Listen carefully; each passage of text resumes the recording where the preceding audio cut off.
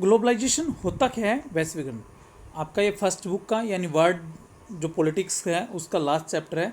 तो ग्लोबलाइजेशन के मीनिंग से पहले मैं आपको कुछ उसके बारे में बैकग्राउंड बताता हूँ कि ग्लोबलाइजेशन स्टार्ट कैसे हुआ था वर्ल्ड के अंदर।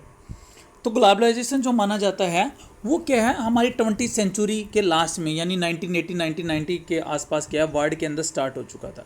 तो आपको पहले चैप्टर में पढ़ चुके हो कि वर्ल्ड के अंदर क्या है, टू आइडियोलॉजीज थी, एक कैपिटलिज्म एक सोशलिज्म।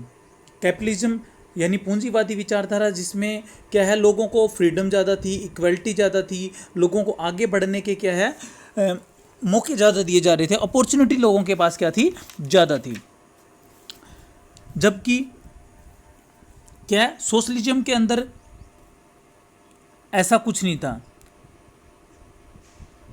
सोशलिज्म के अंदर क्या था कि लोगों को एक बंदिश के तहत वो काम कर रहे थे, मतलब कि उनको जो डिफरेंस होता जा रहा था वो भी ज़्यादा होता जा रहा था, क्योंकि अगर गवर्नमेंट जो बनाई गई थी सोशलिज्म की वो इसीलिए बनाई गई थी कि सभी क्या होंगे, इक्वल होंगे, समान होंगे। लेकिन क्या है गवर्नमेंट इसको सही तरह से अपना नहीं पाई, यानी पॉवर्टी और अनइक्वलिटी जो है वो लगातार सोशलिज्म में बढ़ती गई। और 1991 के अंदर क्या है सोशलिज्म क्या हो जाता है, विघटित हो जाता है। क्या से, रसिया से। यानी कि उसके बाद क्या है वर्ल्ड के अंदर जैसे ही सोशलिज्म मतलब एक सक्सेस गवर्नमेंट नहीं बन पाती है तो ज़्यादातर कंट्री कैपिटलिज्म की तरफ आ जाते हैं। तो 1991 के अंदर जैसे ही क्या सोशलिज्म का विघटन होता है वैसे ही क्या है कैपिटलिज्म के कारण वर्ल्ड के अनेक देश मिल करके क्या है किसको, ऐसे ट्रेड को बढ़ावा देना चाहते हैं जिससे क्या हो कि जो मल्टीनेशनल कंपनीज है या जो वर्ल्ड लेवल का ट्रेड है वो बिल्कुल ओपन हो जाए।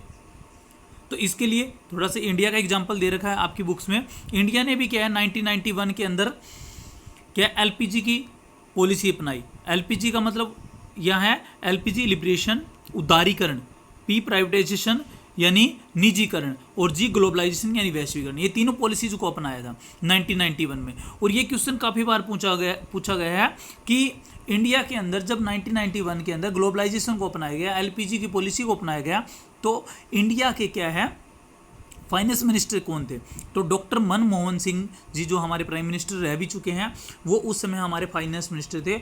और 1991 के बाद वर्ल्ड के काफ़ी कंट्रीज के अंदर क्या है आर्थिक मंदी आई थी, यानी सिचुएशन क्या थी, बिल्कुल ख़राब हो चुकी थी। लेकिन इंडिया में ऐसा कुछ भी नहीं हुआ था। तो उस समय डॉक्टर मनमोहन सिंह को काफ़ी बड़ा अर्थशास्त्री भी, इकोनॉमिक्स्ट भी माना गया और वर्ल्ड में काफ़ी कंट्रीज ने बुलाया गया, क्योंकि इंडिया ने इस आर्थिक मंदी को काफ़ी हद तक हैंडल किया था और प्रोग्रेस भी की थी। और उस समय अगर प्राइम मिनिस्टर की बात करें तो पीवी नरसिम्हा राव क्या है हमारे देश के प्राइम मिनिस्टर थे। तो इंडिया ने क्या है 30 दिसंबर 1994 को, यानी 1 जनवरी से क्या है पहले 1994 को क्या है एक वर्ल्ड का मतलब इंटरनेशनल एक डॉक्यूमेंट्री के ऊपर सिग्नेचर करता है जो वर्ल्ड लेवल के ट्रेड के अकॉर्डिंग था। उसी के बाद क्या है 1 जनवरी 1995 को क्या है WTO की स्थापना होती है, यानी इस्टेब्लिश होता है, WTO इस्टेब्लिश होता है।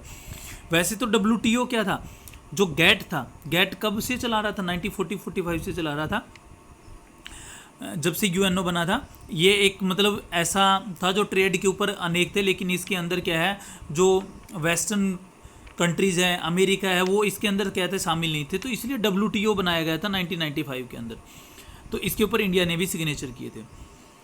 तो ये ग्लोबलाइजेशन इंडिया के अपनाने की बात है। तो इन दोनों इसके विघटन के पश्चात क्या सोशलिज्म के पश्चात कैपिटलिज्म, ज़्यादातर कंट्री वर्ल्ड के ज़्यादातर कंट्री क्या है कैपिटलिज्म की तरफ आ चुके थे। और इसलिए वो चाहते थे कि पूरा वर्ल्ड क्या बने, एक ग्लोबल विलेज बने, यानी एक ऐसा वर्ड हो जिसके अंदर व्यापार करने के लिए या ट्रेड करने के लिए किसी की परमिशन की ज़रूरत ना हो। यानी इंडिया से पाकिस्तान कोई सामान बेचना है तो उस व्यापारी को क्या किसी पासपोर्ट की, किसी वीज़ा की, इस तरह की कोई ज़रूरत ना हो। अमेरिका बेचना है तो इस तरह की, यानी ग्लोबलाइजेशन का मतलब ये था। अब आता है मीनिंग, सिंपल मीनिंग कि जो ग्लोबलाइजेशन है वो क्या है, flow of idea, technology, money, capital, investment, इसमें कुछ भी आ सकता है, और लेबर। ये बात कही गई थी कि आपके आइडियाज़ होंगे, आपके व्यूज़ होंगे, टेक्नोलॉजी का आदान प्रदान किया जाएगा, मनी का, कैपिटल का, इन्वेस्टमेंट का और लेबर का। लेकिन जो डेवलपमेंट कंट्री है इस मुद्दे को छोड़ना चाहते थे। वो चाहते थे कि आइडिया का कर लेंगे, टेक्नोलॉजी का कर लेंगे, मनी का, कैपिटल का कर लेंगे, लेकिन वो लेबर का नहीं चाहते थे। उनको पता था कि अगर लेबर का क्या है फॉलो कर दिया गया, तो जो कंट्री क्या है अनडेवलपमेंट है या पुअर कंट्रीज़ हैं, उनकी सारे के सारे लोग कहाँ पर चले जाएंगे, डेवलपिंग कंट्री की तरफ चले जाएंगे। तो इसलिए क्या है वो लेबर की तरफ उसके ऊपर क्या है परमिशन देने को कभी भी तैयार नहीं थी, इसलिए ग्लोबलाइजेशन कोई ज़्यादा सक्सेस भी नहीं हो पाया। काफ़ी कंट्रीज इसको परमिशन नहीं मिली थी और कुछ समय बाद अनेक कंट्रीज़ ने इसके ऊपर क्या पाबंदियाँ भी लगा दी थी। तो जो ग्लोबल विलेज था उसका मतलब ही था कि लैक ऑफ इंटरनेशनल बाउंड्री, यानी किसी तरह की ट्रेड के ऊपर बाउंड्री नहीं होती। अब इसके मीनिंग के ऊपर आते हैं, जो मीनिंग आपको लिखना है। तो ग्लोबलाइजेशन का मीनिंग क्या है?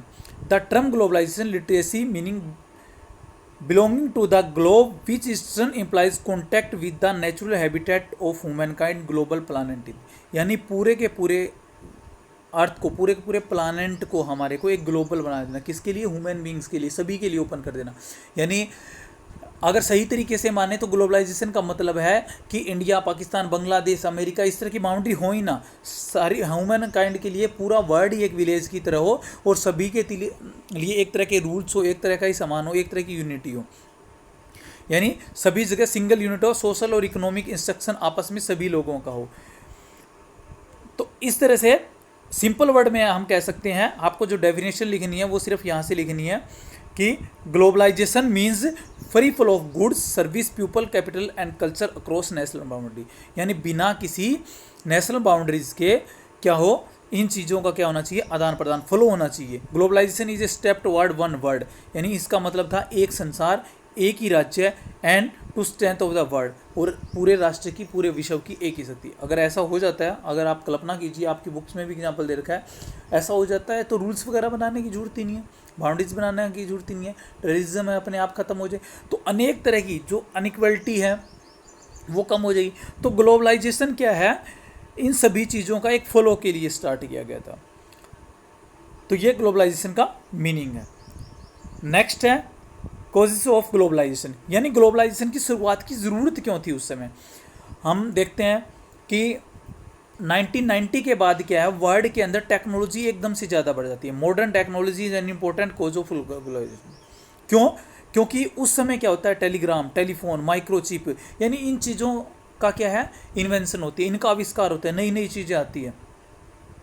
आप देखोगे 1990 के बाद धीरे धीरे क्या है, मोबाइल्स वगैरह है, टेलीफोन, ये सारी की सारी चीज़ें क्या है, डेवलप होती चली जाती है। यानी कम्युनिकेशन वर्ल्ड के अंदर क्या है, आप यहाँ बैठे अमेरिका बात कर सकते हो।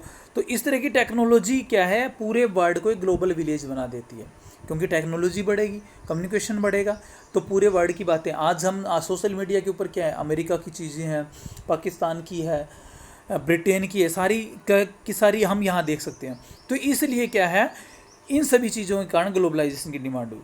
Expansion of industrialisation and multinational corporation. अगला आया था कि पूरे वर्ल्ड के अंदर औद्योगिकरण का युग आ चुका था, यानी बड़ी बड़ी मल्टीनेशनल कंपनियां बन चुकी थी, वो भी किसके लिए, ग्लोबलाइजेशन के विकास के लिए महत्वपूर्ण थी। नेक्स्ट है establishment of world wide institute. तो ये जैसे कि यूएनओ था पहले, यूएनओ के बाद IMF बना है, WTO बना है, यानी इस तरह के अनेक वर्ल्ड वाइड इंस्टीट्यूट बन सके थे जो पूरे वर्ल्ड को कंट्रोल कर रहे थे।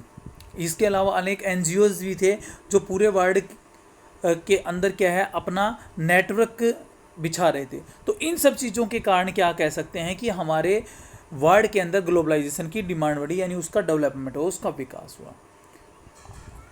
आगे नेक्स्ट लेक्चर में ओके।